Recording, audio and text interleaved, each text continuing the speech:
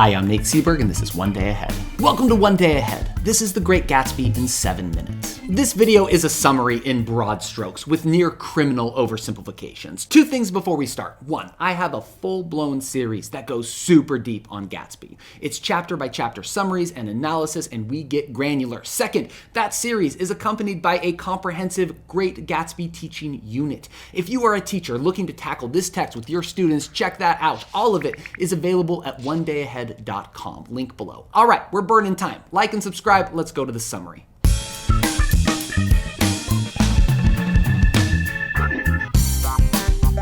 So this book is narrated by 30-year-old Nick Carraway. Nick has just lived through something big, but he doesn't say what it is. Instead, he is going to tell us that whole story, which is this book. Whatever it was, though, we know it was bad, and we know it involves some guy named Gatsby, who he says had an extraordinary gift for hope. Nick jumps to the start of his timeline, and we are off. So Nick moved to New York-ish and gets a little cottage on the water. He happens to be next door to a stupid rich guy named Gatsby. He is a bugajillionaire and he throws huge parties. New to town Nick goes and visits his cousin Daisy and her dumpster fire husband Tom. They live directly across the water from Nick and Gatsby. During the visit, Nick meets a woman named Jordan Baker. The dinner sucks because these people suck, and we learn that Tom has a mistress and that Daisy is aware.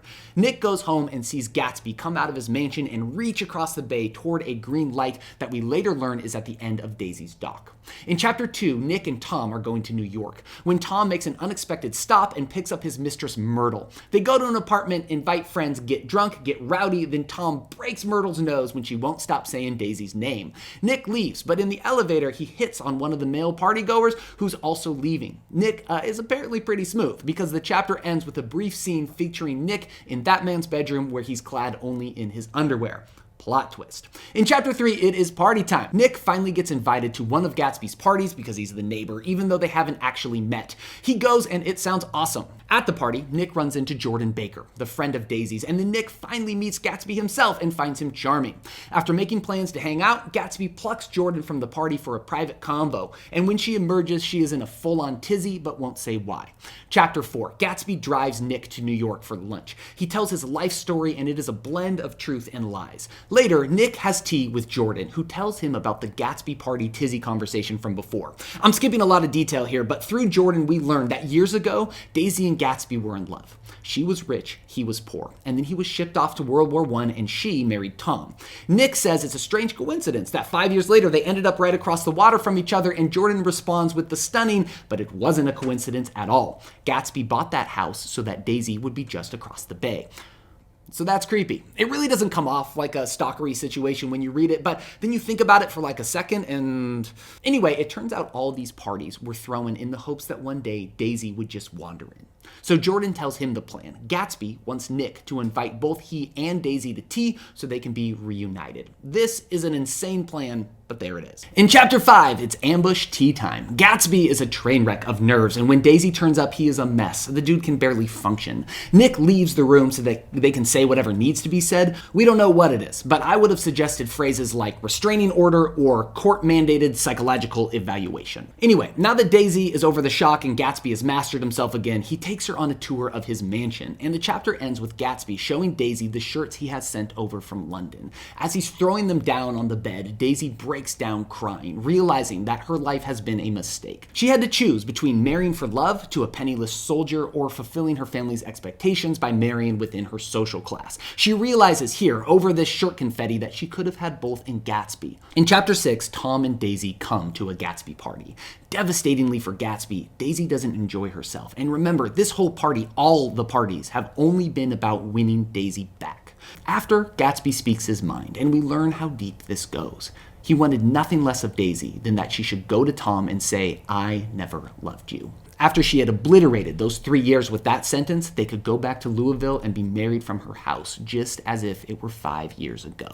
Then we get perhaps the most famous line in the book. Nick says, "I wouldn't ask too much of her, I venture. You can't repeat the past." Gatsby replies with the tragically misguided, "Can't repeat the past," he cried incredulously. "Why, of course you can."